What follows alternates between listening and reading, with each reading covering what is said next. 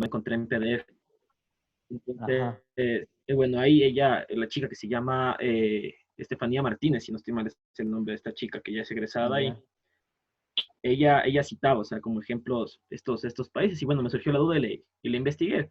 Pero obviamente como yo llegué a la misma conclusión que me está haciendo partícipe usted, profe, porque era muy complicado, o sea, que países como Cuba o como la misma Unión Soviética nunca lograron ese comunismo como tal, y más bien el socialismo clásico como tal, se dividió en muchas ramas que al final y al cabo fueron más como tendencias políticas de cada individuo.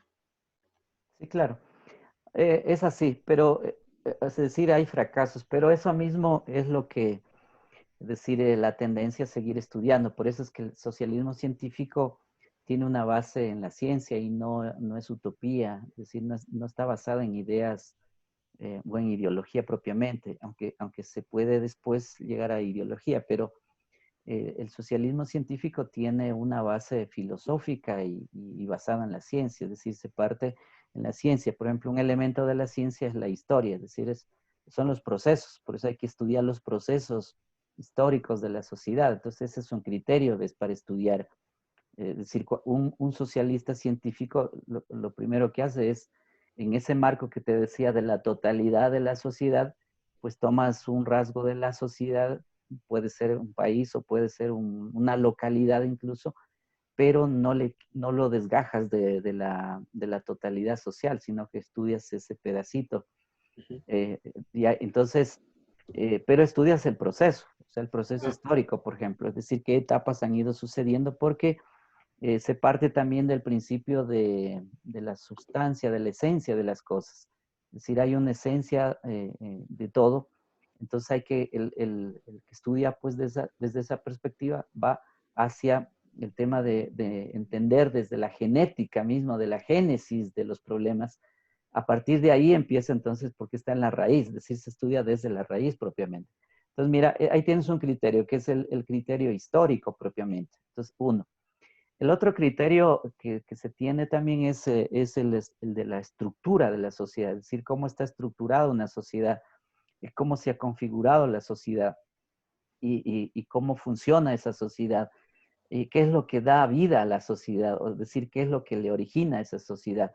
Por ejemplo, en una sociedad capitalista, ¿cuál es el origen propiamente de la sociedad? Está en el capital. Ahora, el capital es un concepto o una categoría muy amplia porque el capital no es solo dinero. El capital es, por ejemplo, las fuerzas productivas, las relaciones de producción, son las mercancías, capital humano, qué sé yo, las personas que trabajan, es decir, el trabajador que etcétera. es explotado. Después tienes también la circulación de las mercancías, tienes el consumidor, el consumista, etcétera. Todo ese conjunto, mira, forma, y el dinero, de hecho, que es Claro. parte de eso cuando el capital produce dinero y el dinero otra vez vuelve a ser capital. Entonces, mira, no es el dinero solito, sino está dentro de ese engranaje. Pues ahí entendemos que hay un capital. Entonces, la sociedad capitalista tiene como base el capital. Y a eso hay que entender también que en el origen del capital están las mercancías. Bueno, todo eso es lo que vamos a ir tratando de decir ahora. Entonces, mira, voy a ver si me conecto al PowerPoint para ir hablando sobre eso un poco y ustedes vayan preguntando también. Ya, profe.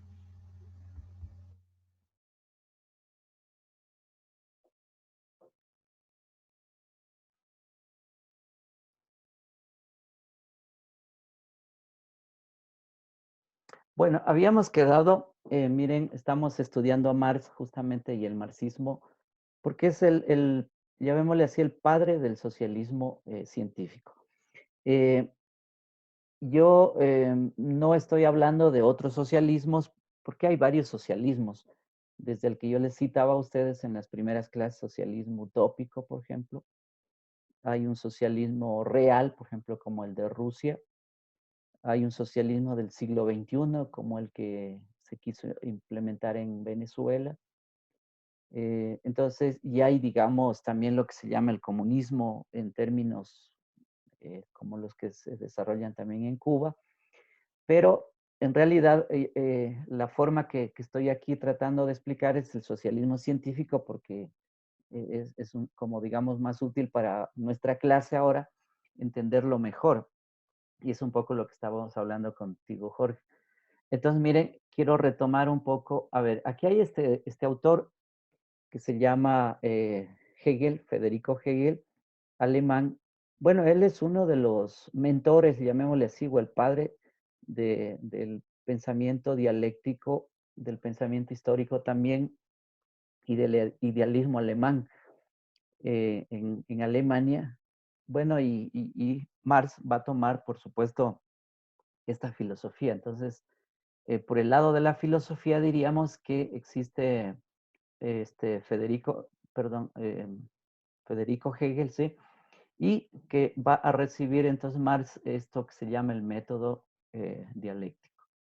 El método dialéctico, pues, es un método que ya se viene desarrollando desde los tiempos griegos. Por ejemplo, Heráclito de Éfeso va a ser uno de esos grandes pensadores de la antigüedad.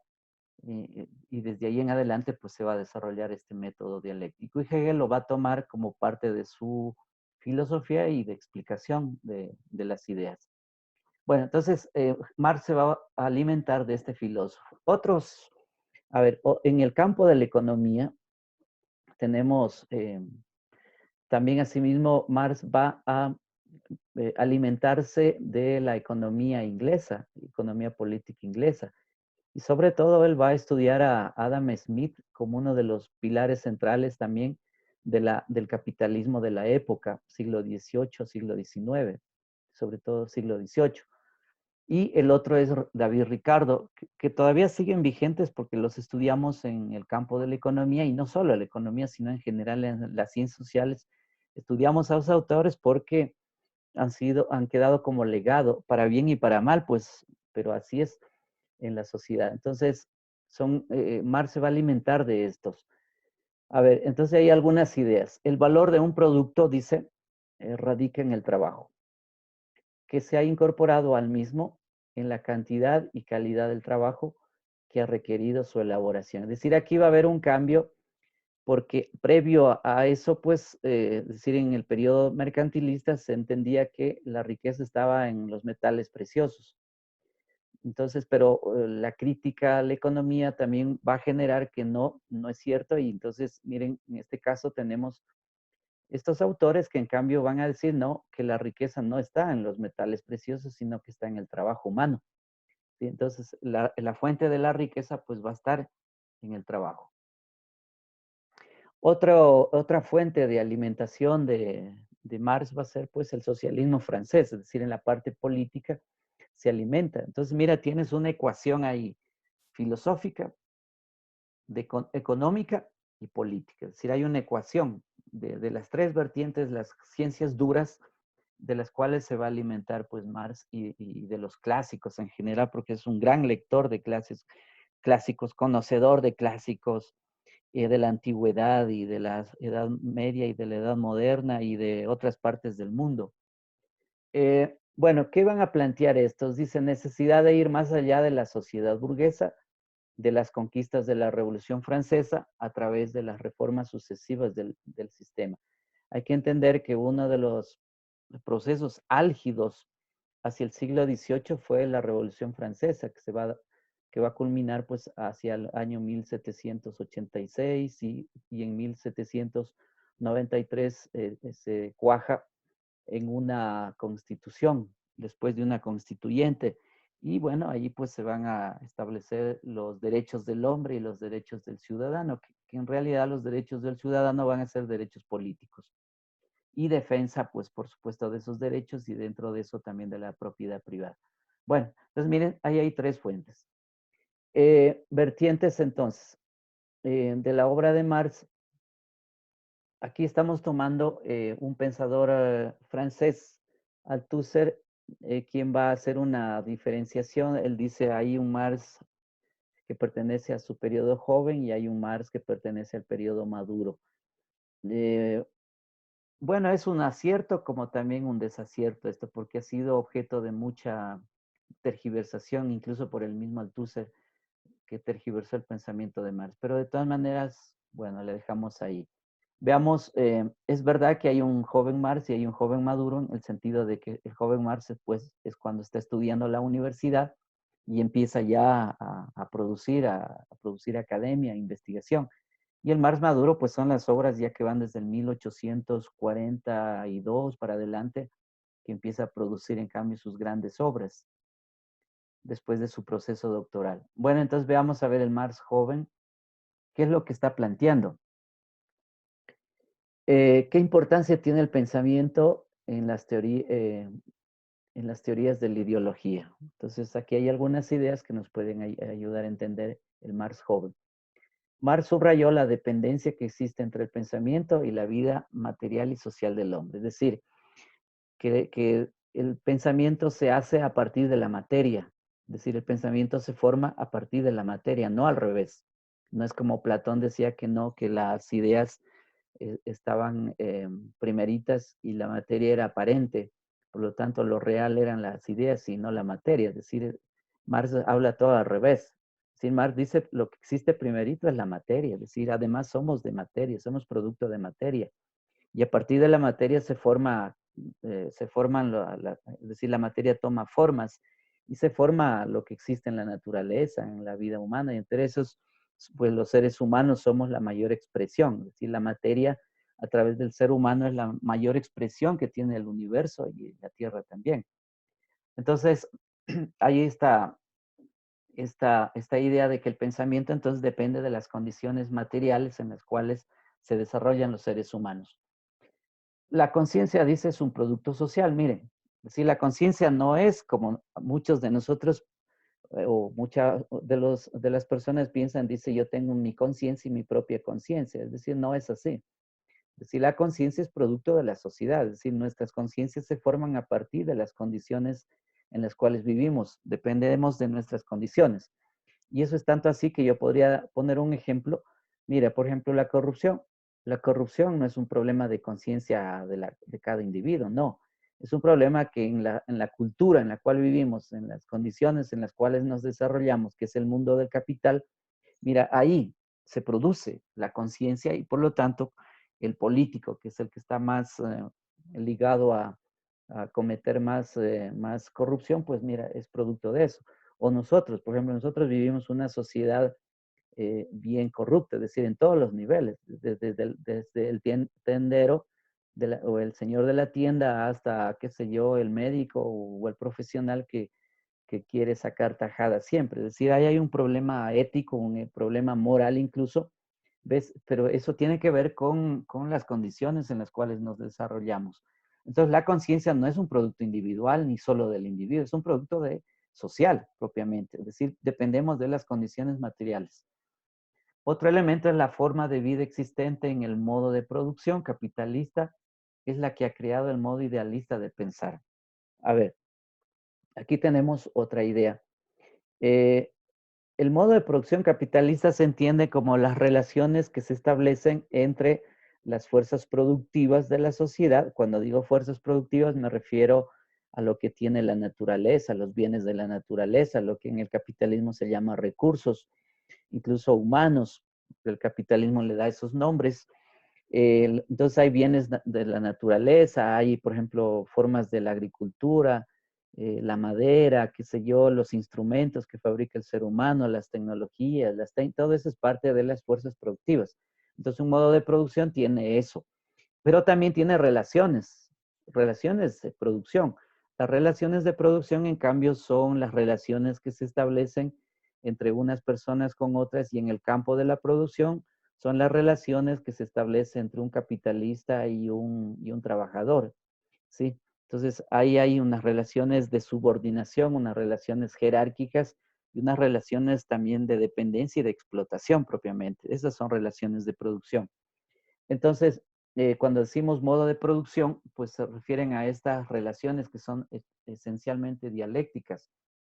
Entonces, y el modo de producción es la manera en cómo la gente pues hace para vivir, cómo crea estructuras también ahí en esas formas de producir.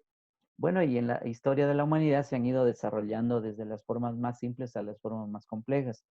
por ejemplo, un modo de producción simple, bueno, ni tan simple, pero podríamos decir, los primeros nómadas que hacían, pues vivían de la caza, de la pesca, recolección de frutos. Posteriormente, hacia más de los 5.000 años para atrás, empezaron por ejemplo, a cultivar plantas, es decir, hubo ya un proceso de producción en la agricultura y se iba complejizando hasta que hemos llegado hasta el mundo de hoy. Imagínate, el mundo de hoy tenemos un modo de producción que se llama capitalista, es decir, donde el capital depende del trabajo humano y el trabajo humano a su vez depende del capital, en el sentido de que el trabajo está subordinado al capital. Entonces ahí tenemos lo que más adelante vamos a hablar de trabajo alienado. Bueno, ¿sirve el pensamiento para transformar la realidad? Claro, justamente Marx mismo va a decir que la filosofía y los filósofos desde que antes de él se han ocupado solo de reflexionar y de pensar el mundo y de interpretar el mundo. Y dice, lo que se trata en adelante es de transformar el mundo. Por eso es que la filosofía de Marx y el socialismo es una filosofía esencialmente práctica, no es una filosofía teórica, no. Está determinada por el trabajo y por la praxis. Y ese es un concepto muy importante para entender entonces por qué el socialista va hacia la revolución, porque es práctico. Carácter engañoso de las ideologías. Bueno, se entiende por ideología, yo voy a dar aquí una definición, no es la única, pero puede servirnos para entender mejor. Bueno, una definición se entiende como una forma de pensar, como un conjunto de creencias, un conjunto de valores que tiene un grupo humano, un conjunto también diríamos, es decir, un sistema de pensamiento que tiene esa persona a ver, independientemente de si son reales o no esas ideas, es decir, porque generalmente son idealistas las ideas, o sea, hay un mundo idealista, o sea, un conjunto de ideas que uno quisiera que fueran, pero en realidad no son.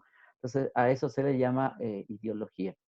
Uno de los riesgos del pensamiento es ofrecer una imagen falseada sublimada de las condiciones en las que se desarrolla la vida humana. Es decir, la ideología está relacionada con el falseamiento de la realidad. ¿Sí? Por ejemplo, voy a poner un caso de ahora para entender mejor eso.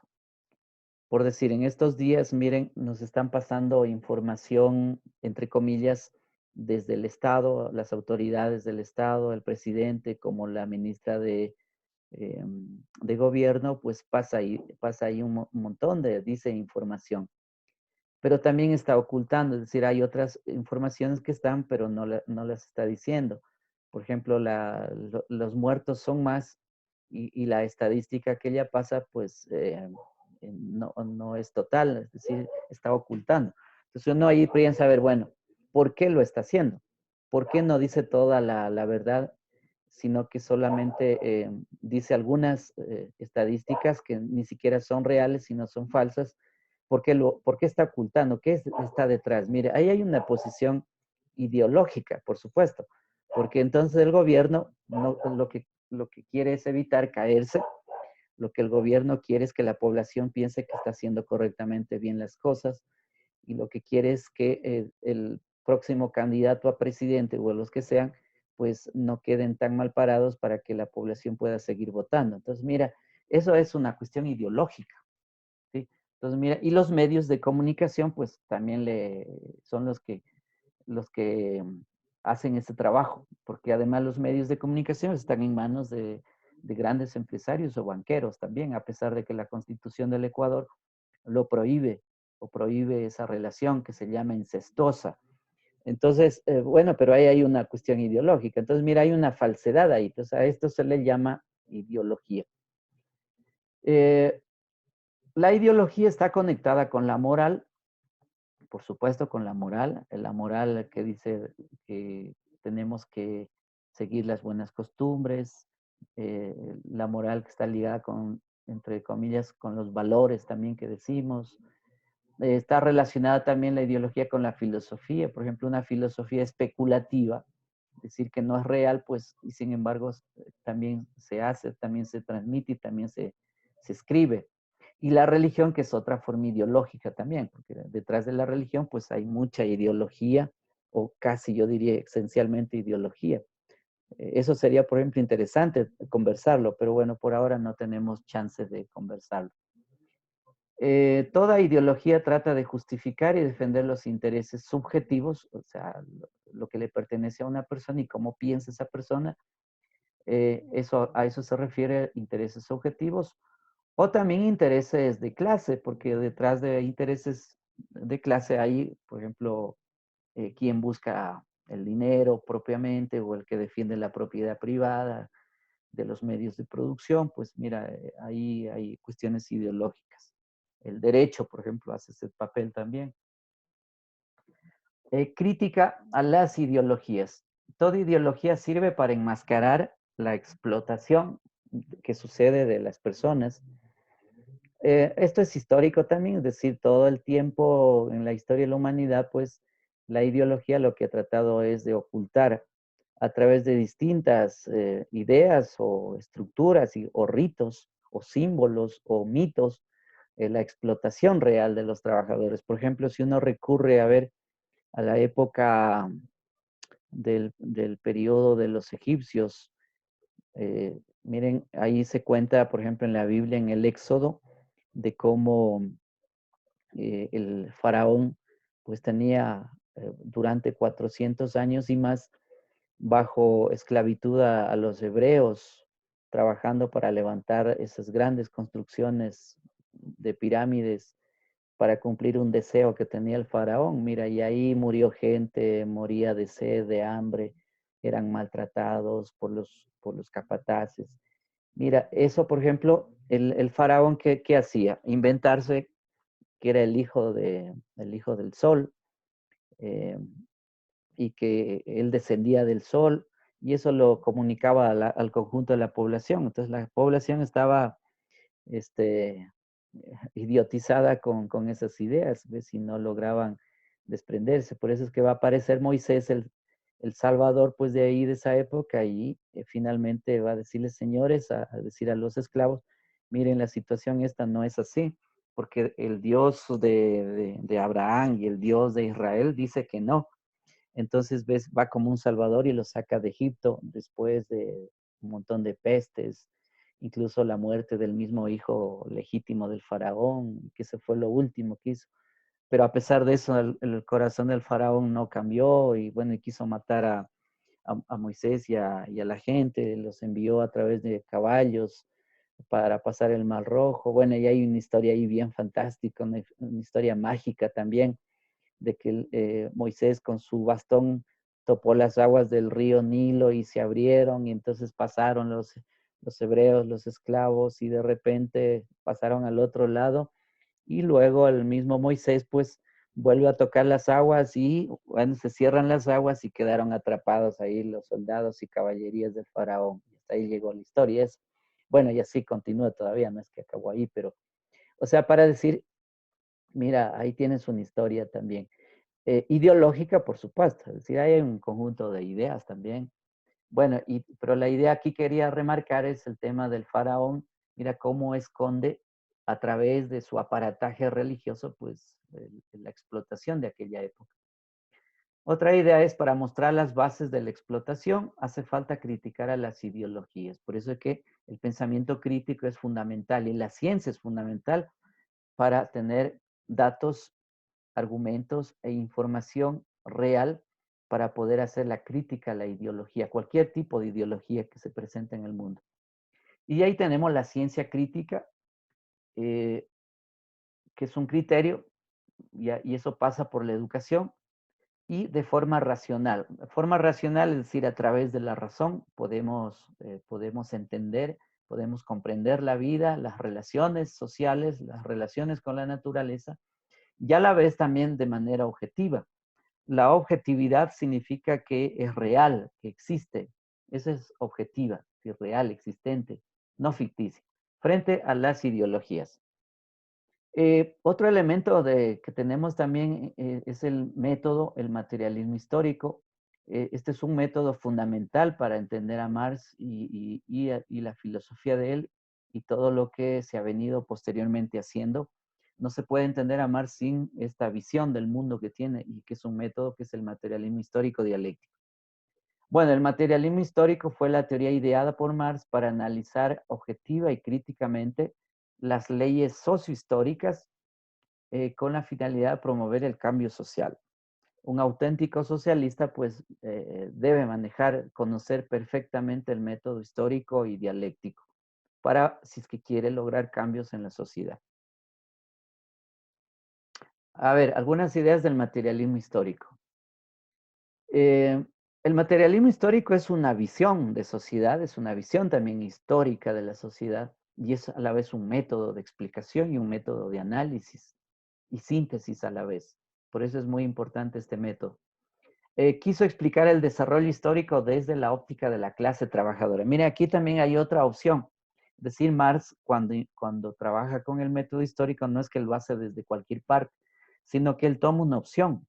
Y la opción es del explotado, del oprimido, del trabajador que entrega su fuerza de trabajo viva y la entrega pues a un impostor que le llamamos nosotros el capitalista, y el capitalista que se apropia del trabajo del obrero, se apropia en la cantidad de tiempo que destina el trabajador a realizar los objetos que está realizando.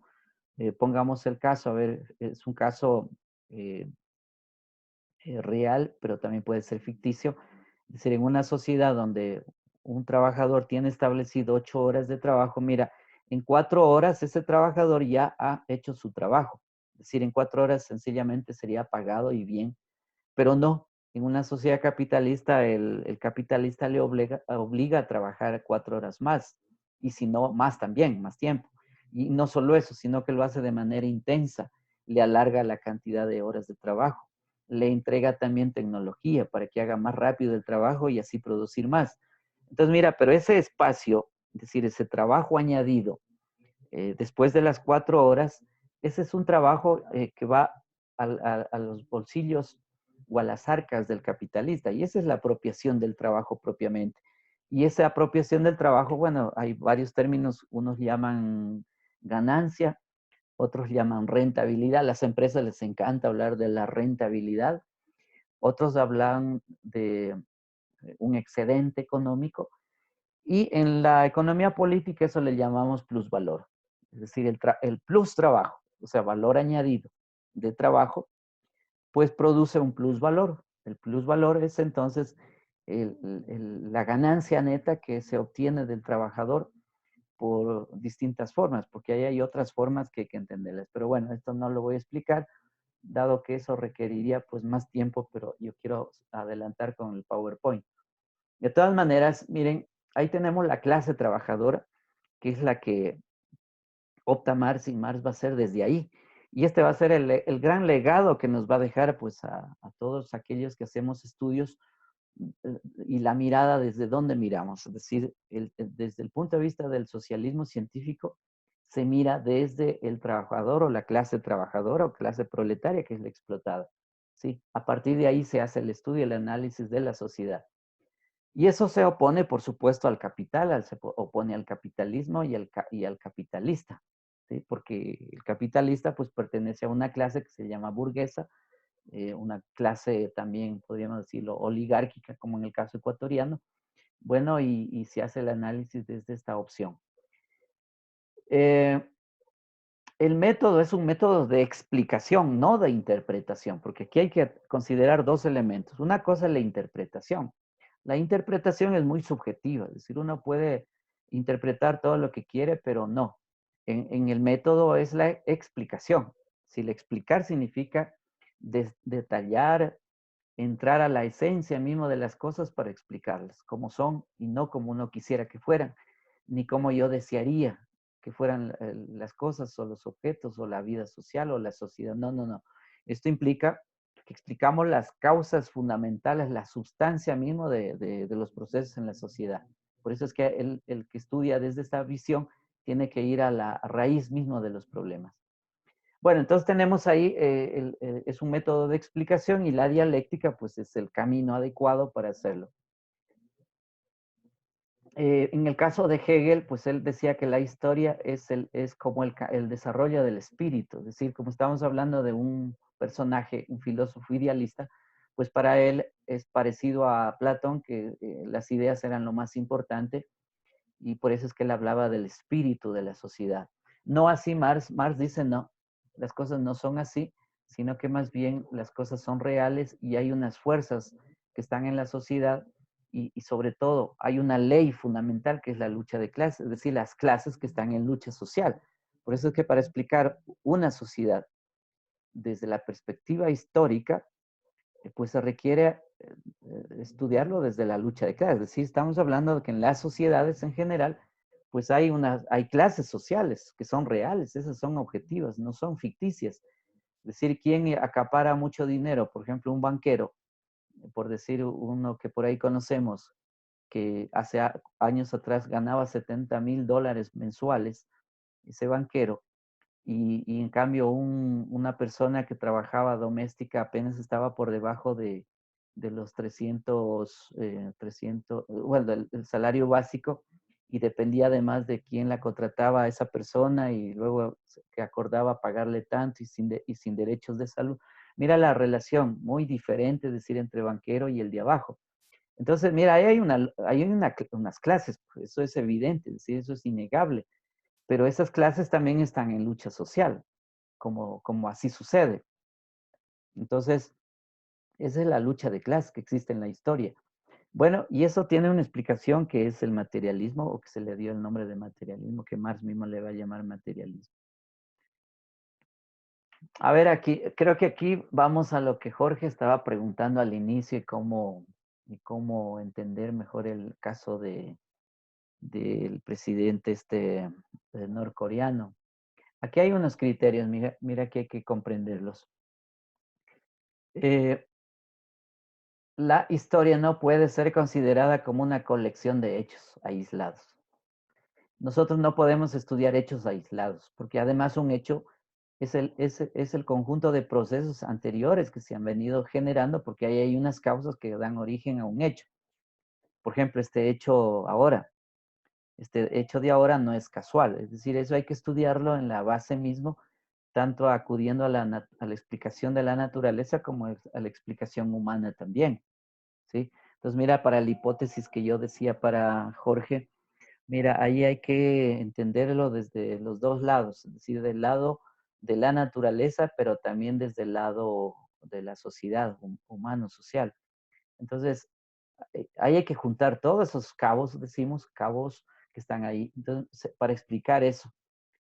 Lo social ha de ser estudiado como una totalidad, es una totalidad concreta, porque no es una totalidad abstracta, aislada de la... No, no, es lo que sucede.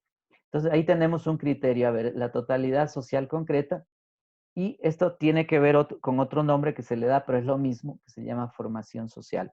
Entonces, una de las categorías para estudiar en las ciencias sociales, la sociedad en general, o una sociedad cualquiera, por ejemplo, puede ser la ecuatoriana o puede ser la sociedad quiteña, o cualquier sociedad, hay que mirarlo desde esa formación social. Es decir, el concepto la categoría de formación social es fundamental porque esta nos permite explicar el rollo, es decir, el tejido social, las relaciones sociales.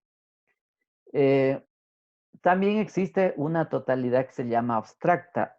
Por ejemplo, el modo de producción es una totalidad abstracta, pero no deja de ser real también. Es decir, es abstracta porque el cerebro humano pues abstrae la realidad y se hace una idea, es decir, una noción de la sociedad y se le llama modo, por ejemplo, de producción. Pero existen los modos de producción en la práctica. Por ejemplo, cuando yo decía el modo de producción simple, caza, pesca, recolección de frutos, ese es un modo de producción, es decir, cómo la gente produce. Si yo digo un modo de producción comunal o comunitario, como el caso de los Andes andinos, pues mira, tenemos un modo de producción que se llama de producción comunitaria. Por ejemplo, la economía social y solidaria entra dentro de esas concepciones. Y eso es real también, pero sería un modo de producción. Y el modo de producción capitalista, ¿ves? Ahí también hay modos, otras formas más bien de capitalismo, porque no hay un solo capitalismo. Hay capitalismos, por ejemplo, el europeo, si quieren, se puede llamar capitalismo metropolitano o capitalismo imperialista. No así los capitalismos nuestros, que son capitalismos más periféricos o capitalismos como algunos llaman del tercer mundo o subdesarrollo. Bueno, son palabras medias feas, pero digamos, hay en la literatura eso. Es decir, hay un capitalismo de dependencia básicamente ahí. Entonces, pero ese es otro modo de producción capitalista dependiente. Ahí, bueno, ahí vamos a ver qué es un modo de producción. Modelo teórico, pero también decíamos práctico.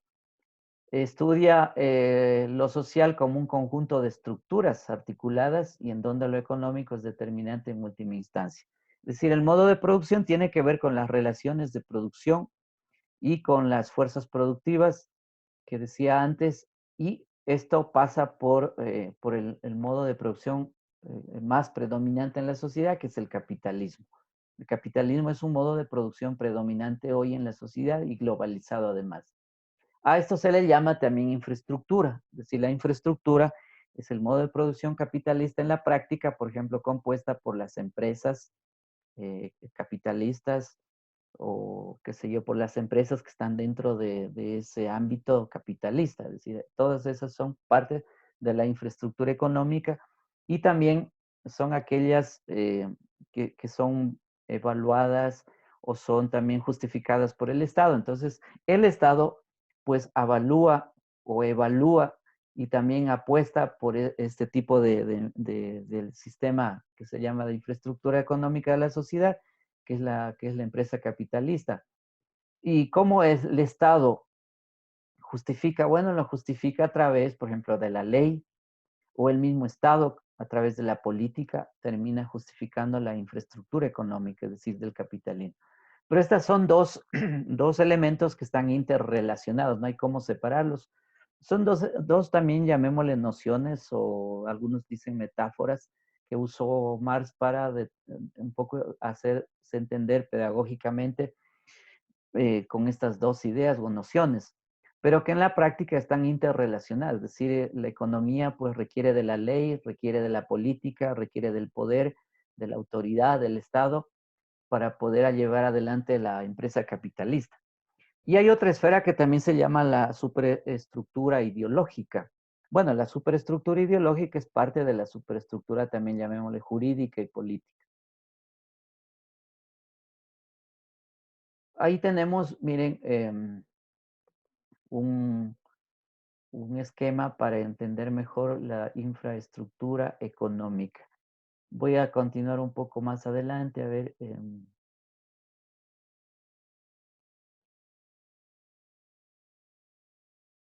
Miren, lo que ya decía, que en el modo de producción, pues existen fuerzas productivas y relaciones sociales de producción.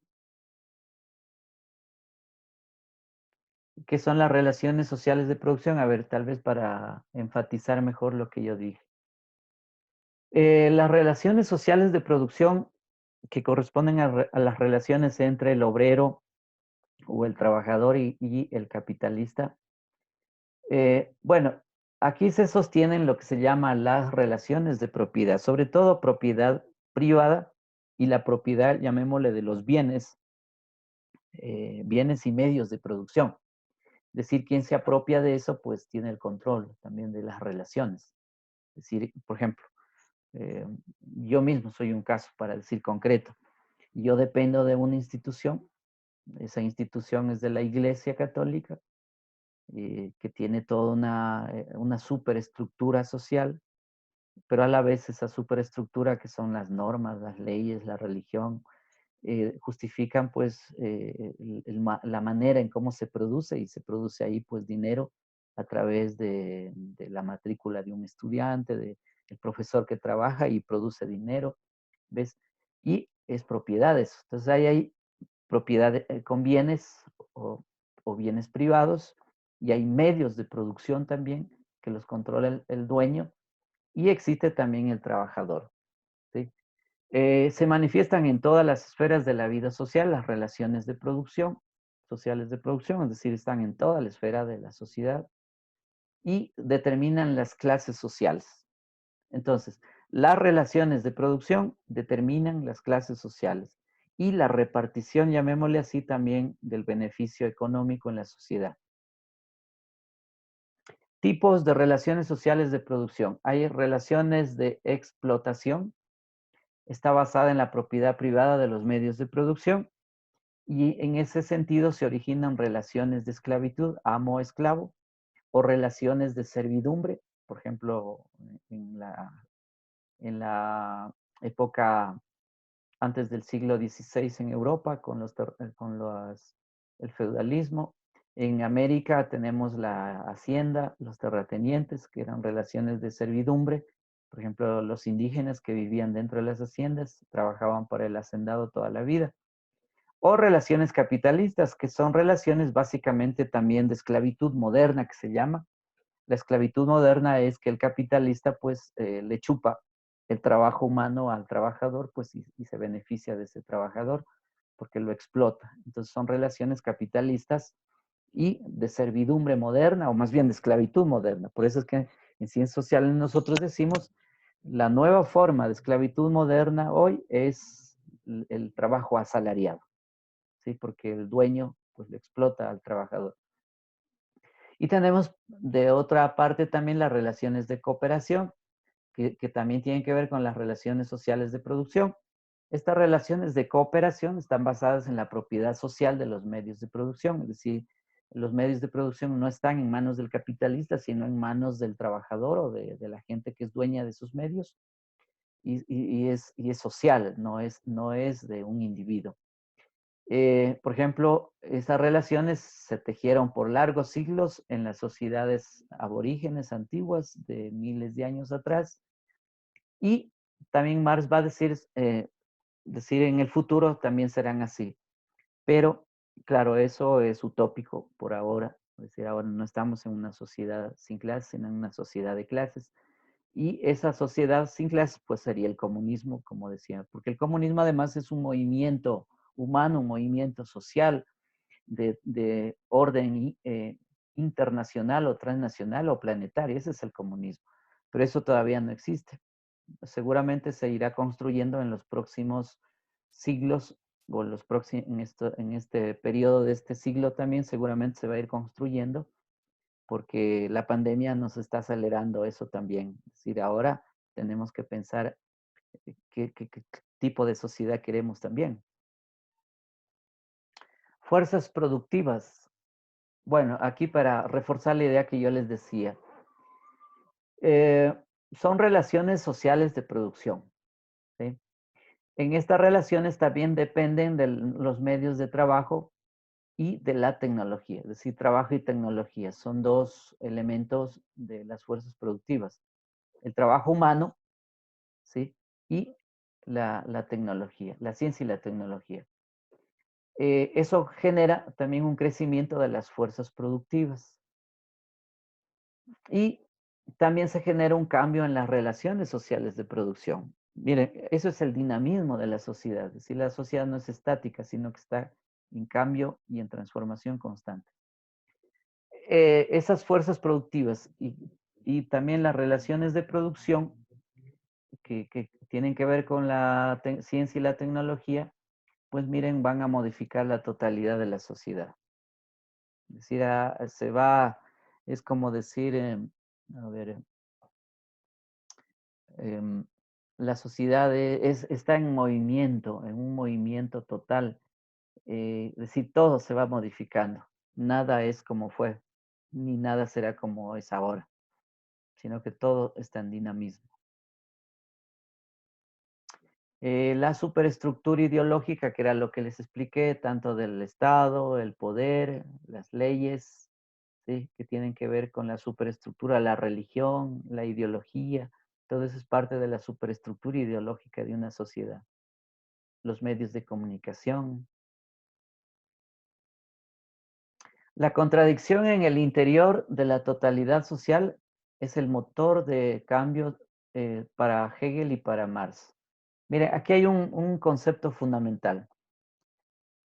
es esta categoría de contradicción.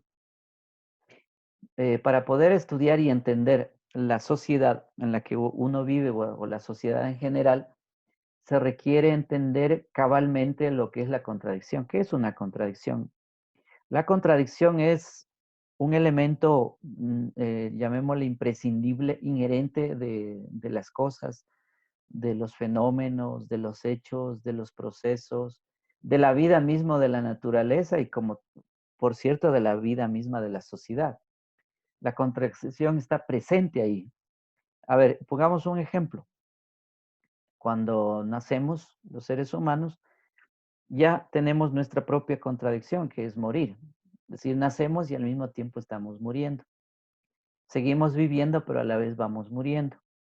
Hasta cuando en verdad te llegue el día de la muerte, es decir, la desaparición física, bueno, y la contradicción es la muerte. Es decir, hay una contradicción entre la vida y la muerte. Es decir, son dos elementos que están presentes ahí. Pero eso no es una desgracia tampoco, porque en la religión, pues, le ven a la muerte como una desgracia, como una cosa así que fatal. Pero no, porque la vida y la muerte, pues, son dos elementos del mismo proceso biológico, de la evolución humana, de la evolución del planeta y de la evolución del cosmos y de la evolución del universo. Es decir, esa es una ley universal. Por lo tanto, vivir significa morir y decir que el nacer significa que en determinado momento pues la vida fenece, pero a la vez en ese proceso se genera nueva vida, es decir, nace una nueva semilla. Lo mismo pasa con las plantas, ¿ves? La planta tiene que generar semillas, la semilla cae en la tierra y se vuelve a generar una nueva planta y así sucesivamente. Y no solo eso, incluso Darwin, Charles Darwin va a decir, evoluciona la vida, evoluciona el planeta y todo, pero a la vez va sucediendo selección, lo que se llama la selección natural, ¿ves? Entonces todo eso y otros elementos. Entonces mira, eso para decir en un ejemplo como el caso de la vida, pero en el caso de la sociedad, por ejemplo, la misma sociedad tiene sus propias contradicciones. Por decir, en una sociedad capitalista, el capital tiene su contradicción, que es su misma negación. Sí, la crisis, por ejemplo, es una negación del capitalismo. Entonces, el capitalismo para no morirse debe seguir para adelante en el proceso, expandiéndose por todas partes, porque el rato que se para, como ya sucedió en el año 2008, ves que había grandes crisis, ves, y esa gran crisis que estaría dentro de esta explicación de la pandemia, pues imagínate, produce aún más crisis todavía. Es decir, es la crisis del capitalismo. ¿Ves? Entonces, y eso trae muerte al capitalismo. Si no veamos cómo está muriendo, de algún modo, porque se derrumba la bolsa de valores, se derrumban las empresas, se derrumba el trabajo, se derrumba la plata, se derrumban, bueno, entre comillas, los banqueros, el banco.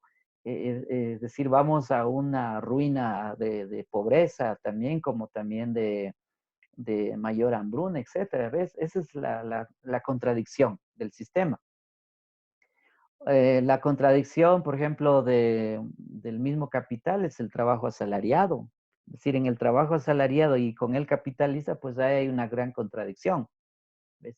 La contradicción es que eh, el trabajador es explotado y el capitalista explota. Entonces, ¿qué sucede ahí? Sucede pues convulsión. Sucede que el trabajador no está de acuerdo con el capitalista porque sabe que es explotado. ¿Ves? Y entonces eso trae lucha social, trae lucha de clases. Entonces, mira las contradicciones. Entonces, el concepto de contradicción es muy importante para explicar. Eh, a ver, ¿esto qué es? Ah, ya, esto es los modos de producción en la historia humana. Bueno, ahí yo no voy a señalar todo eso, porque esta es una posición, digamos, que desde Europa, Marx y otros autores miraron esto, el modo de producción esclavista, capitalista, feudal, socialista. Pero bueno, y ahí terminamos.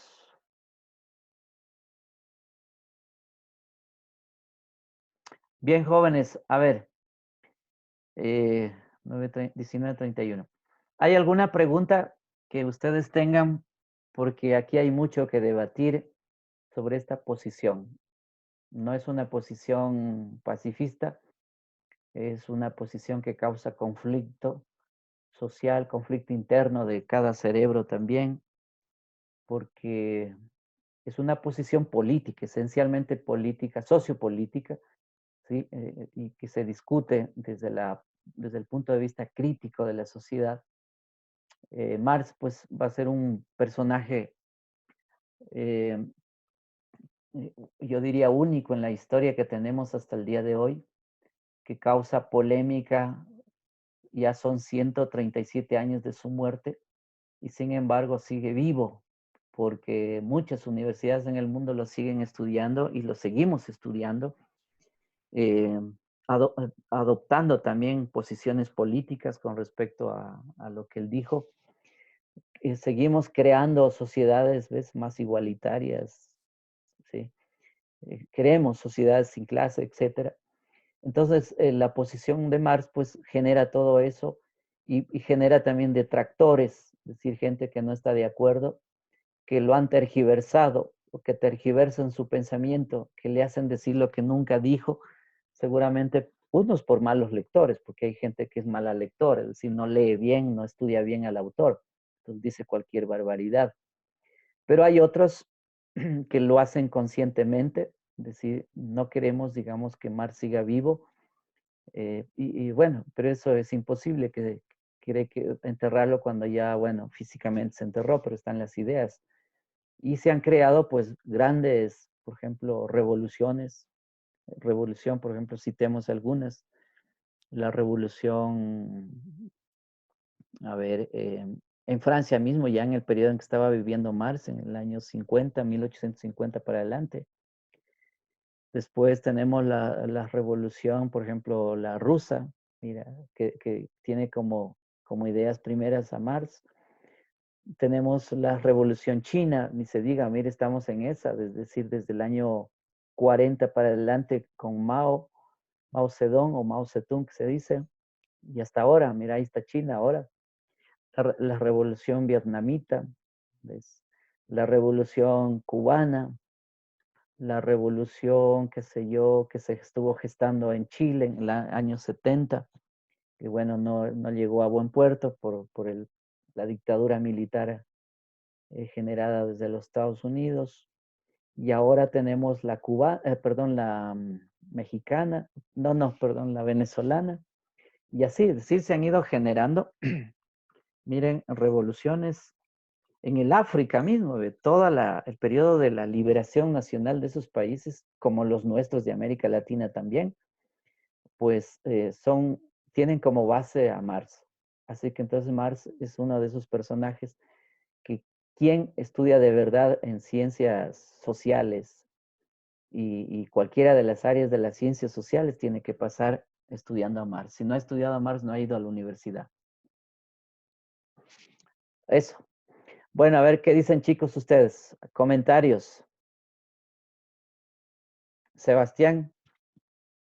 Es interesante, profe, cómo Marx tiene un pensamiento del capitalismo, como él dice que nosotros, o sea, la mano de obra es sobreexplotada, igual como nosotros seguimos gerencia y liderazgo, Ujú, igual hemos visto que para una empresa recuperar lo que paga en salarios le toma una semana de producción, las 3 semanas siguientes son solo de ganancias para ellos, porque ya tendrían todo cubierto. Y sí es verdad, porque hay la sobreexplotación, pero como la gente necesita y a veces quiere más y quiere más y quiere más, no importa que le explote. Y igual también es la necesidad en estos tiempos, como vivimos en un sistema capitalista, la mayoría, ya pues. ujú. Mira, yo te voy a contar una anécdota que tuve en Colombia, solo para que veas la dimensión. Mira, en Colombia yo una vez fui y me hospedé en un hotel que cobraban 110,000 pesos. Déjame ver, a ver, 110,000 pesos dividido para 2,680, ¿cuánto es? Déjame ver, a ver, 100,000 pesos dividido para 2,680, son $37.31. Mira. Entonces, a la señora, porque yo te cuento lo que conversaba con la señora, una señora que hacía la limpieza del hotel, ella limpiaba las camas, limpiaba el cuarto, le pagaban 200,000 pesos al mes, te das cuenta, 200,000 pesos en 30 días. Y resulta que el hotel cobraba 110,000 pesos por día. Es decir, que en 2 días, miren, 2 días de lo que yo pagaba, estaba cubierto el sueldo de ella, de un mes, ¿te das cuenta? Entonces, si tú empiezas a hacer cálculos, imagínate lo que significa la explotación a esa señora y a las otras, porque con el resto de otras personas es lo mismo. Es decir, 200,000 pesos para un mes, cuando yo estoy pagando 110,000 pesos por cada día, ¿ves? En 2 días son 220,000 pesos. Quiere decir que esa persona, lo que gana en un mes, el, el, el, el dueño del hotel, pues imagínate, se quedaba con 28 días a favor, que era ganancia absoluta, ¿ves? Y del sueldo de la señora, pues lo pagaba en 2 días y un poquito más, porque 220,000 pesos, pero 20,000 pesos en Colombia no es nada. Entonces te das cuenta, mira, solo te cuento una anécdota. Es para hacer ver cómo entonces el capitalista se adueña del trabajo humano, ¿ves? Y eso es lo que generalmente la gente no ve. Ni siquiera a veces el trabajador ve eso, porque eso es invisible. Esa es la mano invisible que hablaba Adam Smith, la mano invisible del capitalismo, ¿ves? Entonces, te cuento esta anécdota para entender mejor cuál es la relación de explotación que está detrás de un trabajo humano, cualquier trabajo que hacemos, ¿ves? Bueno, solo era la anécdota y comentario a lo que tú estás diciendo. Listo, ¿Alguien profe. más? ¿Quién más está por ahí? A ver, está Jocelyn.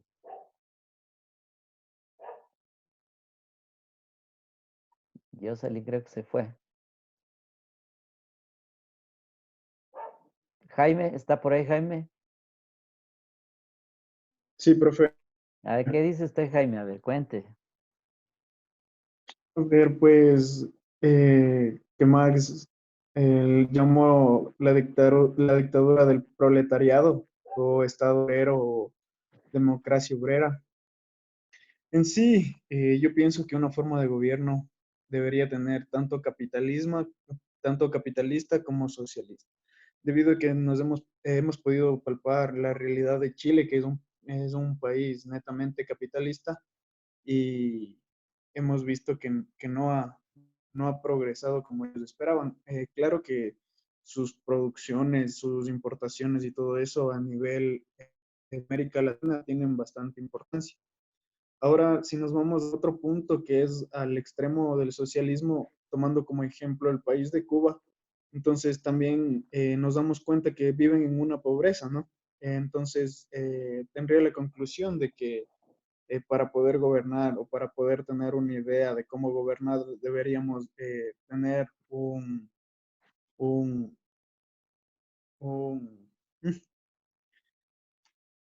deberíamos combinar el capital con el socialismo, el capitalismo con el socialismo, para así poder tener eh, una mejor repartición de estas teorías. Es lo que yo pienso. A ver, hay dos cosas. Una que te iba a preguntar. A ver, tú pones el caso de Cuba, pero mira, Ecuador. Ecuador no ha sido nunca un país ni socialista, ni siquiera por las narices se le ha cruzado, sino más bien bajo el capitalismo dependiente, liberal y ahora neoliberal. Y mira la pobreza, para ponerte ahí un ejemplo.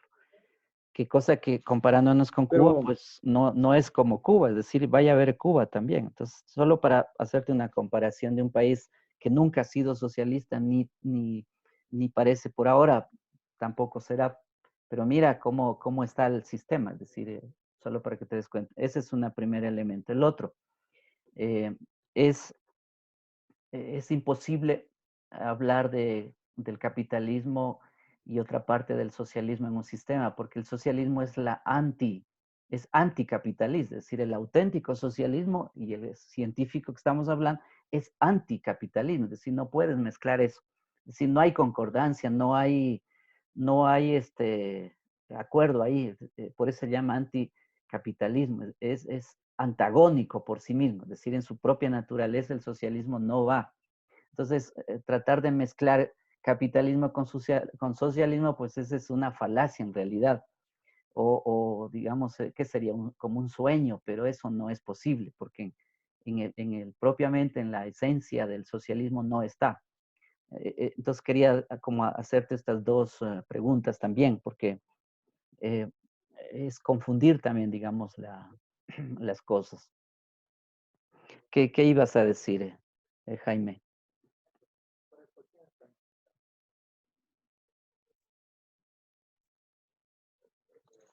Se fue Jaime. Sí, simplemente iba a decir que, o sea, que no es por nada, pero aquí los últimos gobernantes ni siquiera tenían o tienen claro lo que es el Estado, entonces tampoco podrían tener claro qué es una corriente económica. Ujú. Mira, es que el Estado, a ver, dado que ya me hablas del Estado, mire, el Estado nace con el capitalismo en el siglo XVI. Es decir, el capitalismo el mercantilista del siglo XVI, que pasan del feudalismo en Europa al capitalismo mercantil, crean el Estado, necesitan del Estado moderno. El Estado moderno es entonces creación, digamos, llamémoslo a ver, de las burguesías de aquella época. Y eso se transmite a lo largo de los siglos, hasta el día de hoy. Por lo tanto, el Estado pues es parte fundamental. Es lo que llamamos una mediación que se da entre el sistema del capital y y el capitalista o el dueño de los medios de producción. Es inherente a eso, es decir, no es una cosa que si se quiere o no se quiere, sino que eso es propio de esa relación. Entonces, hablar de Estado moderno, por ejemplo, como el caso ecuatoriano que señalas, pues mira, es impensable no pensar el Estado del capital, del sistema del capital y del capitalismo como tal. Es decir, lo necesita del Estado. Y te voy a poner un ejemplo para entender mejor eso. Por ejemplo, el Estado ecuatoriano, que es gobernado pues, por un gobierno como el caso que tenemos en este momento, Lenín Moreno y su grupo, su equipo, mira, tienen leyes a favor propiamente, por ejemplo, de las empresas transnacionales. Las leyes les favorecen porque son creadas además por ellos mismos, es decir, requieren de esas leyes, por ejemplo, sí, te voy a poner la ley minera o la ley petrolera. Mira, la ley minera en el periodo de Rafael Correa, en el año 2009, trajo a un grupo de abogados que pertenecían a empresas transnacionales para que se ocupen de fabricar la ley y bueno, y esa ley iba a ser aplicada y de hecho fue aplicada después, ves, en los territorios amazónicos o territorios, sobre todo amazónicos y a lo largo del callejón interandino, desde el norte hasta el sur. Mira, es decir, entonces, ¿qué función cumple el Estado ahí? ¿Ves? Fundamental.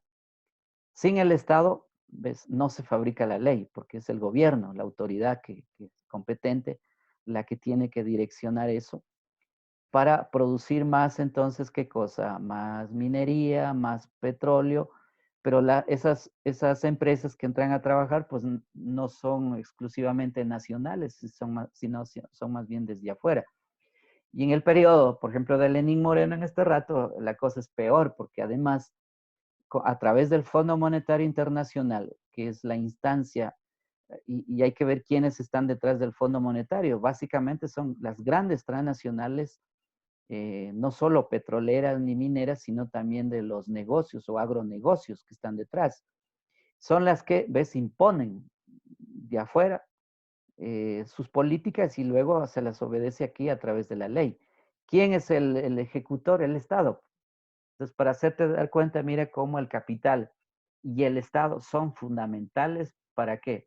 para que en la sociedad pues se ejecuten normas, se ejecuten leyes, y no solo eso, sino que eso se valen, por ejemplo, de los medios de comunicación también, porque tienen a su favor los medios y el control del medio. Los medios de comunicación están en manos no del pueblo o del conjunto del pueblo, están en manos digamos, de los grandes empresarios o de las grandes empresas transnacionales también que están detrás, o del banquero también.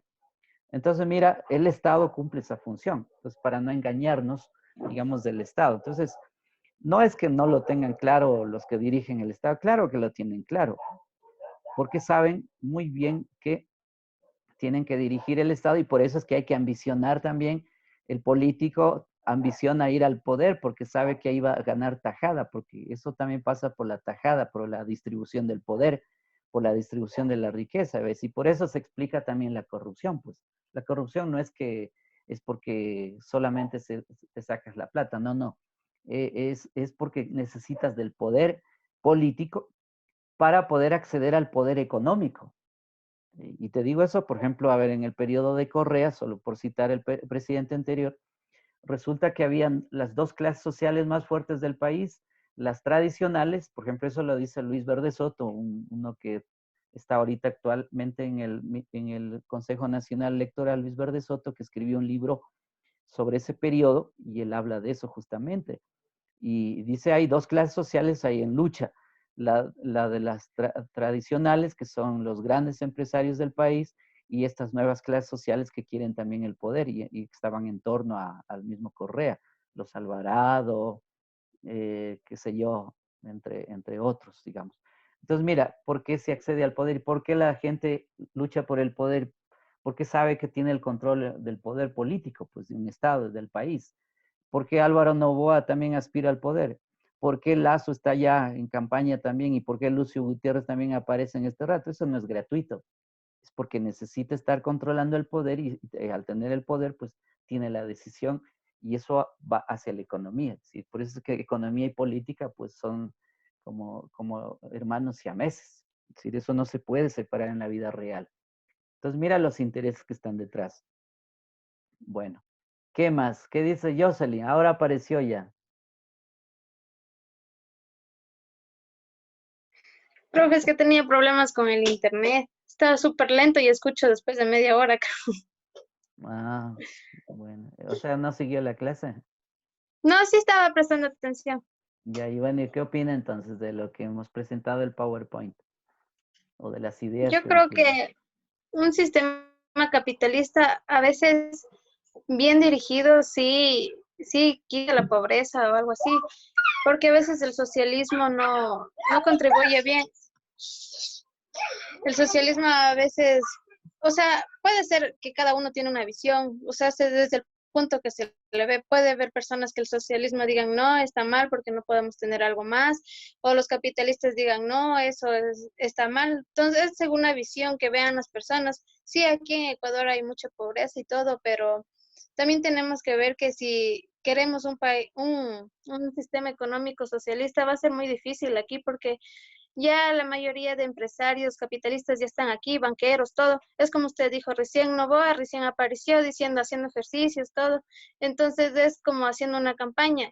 También lo juzgaron a Otto, que estaba haciendo, al vicepresidente Otto, que estaba haciendo poloquería, ya de una vez para votarse a las elecciones y de ahí ya no volvió a salir más. Entonces es un sistema en que todo va contribuyendo a la economía o lo que pasa políticamente ahora con la pandemia. Ujú. Ya. Bueno, a ver, ahí están otras ideas, debatan. A ver qué dice. Bueno, de todas maneras, eh, ahí tienen unas ideas que quería presentarles.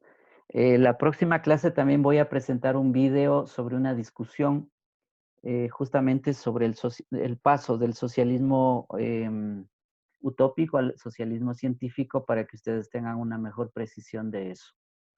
Y después de eso, pues vendrá a haber una explicación que vamos a dar sobre la teoría cepalina, es decir, aplicada en América Latina entre los años 60, 70 y después que quiso ser replicada también en algunos países de la región, como por ejemplo Ecuador, Argentina, Brasil con Lula da Silva,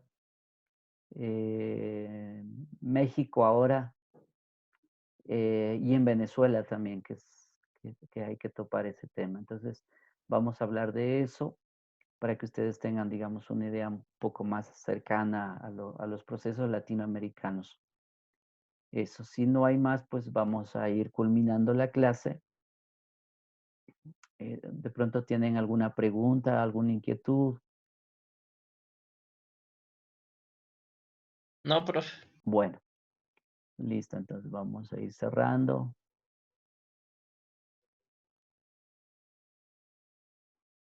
Listo. Bueno, entonces, jóvenes, nos vamos a ver la próxima clase. Y yo continuaré ahí haciendo explicaciones todavía. ¿Cómo están con las tareas? ¿Qué tal les ha ido con las tareas? Bien, profe. Listo. Bueno, todo va bien entonces. Profe, Dígame. y que eso le dije otra vez, creo que no me entendió. En el ABAC ya, o sea, la tarea que subimos la anterior vez, no está ni para revisión ni nada aún, profe. No he avanzado a corregir todavía la tarea primera. Ah, ya. Sí, sí, no. Estoy en eso con otros cursos, avanzando en eso lentamente, porque como hay clases y hay que preparar clases también, entonces Ah, sí, ya. sí te lleva mucho tiempo, sí. Pero bueno, ahí voy avanzando. De Ya, todas maneras, apenas tenga corregido eso, yo les he de subir sus notas para que sepan, bueno, y a ver qué resultados tienen ustedes y también a ver si es que se puede mejorar, digamos, esa nota, porque seguramente de mi experiencia con los estudiantes, las notas no siempre son las halagadoras, ok, sino, profe. sí, sino a veces son desmotivantes para el estudiante como para el profesor también, pues, porque bueno, pero así es el aprendizaje también. A No veces de desanime, profe. sufrimiento, sí. Pero bueno, eso hay arreglo, o sea, no es nada de muerte. Mira, ahí hay una contradicción, ¿te das cuenta? Esas son las contradicciones de los procesos de la vida misma. Bueno, terminamos entonces y nos veremos la siguiente clase. Que les vaya bien, saludos en sus casas y cuídense mucho. Hay que aceptar la cuarentena y tratar de obedecer a las autoridades también para salir lo más rápido posible de esta situación. Como le decía a Jorge al inicio, te decía a ti, pues mira, las, las pestes en el mundo que han existido en la historia, pues han durado mucho tiempo, incluso siguen aún durando, así que un año es poco también para salir, pero bueno, por eso es que hay que hacer los esfuerzos para lograr vencerla estando en casa, porque el aislarse, aunque es durísimo, pero toca hacerlo para lograr salir lo más rápido posible y hasta que salga también una vacuna. Y si no, pues mientras no colaboramos con eso, pues la cosa seguirá para adelante y seguirá muriendo más gente nomás, porque como en las anteriores han muerto millones y millones de personas. Nosotros todavía no estamos en millones a nivel, digamos, de Ecuador, pero a nivel global sí ya hay una buena cantidad de muertos. Eso es. Bueno, que les vaya bien. Ya, profe. Muchas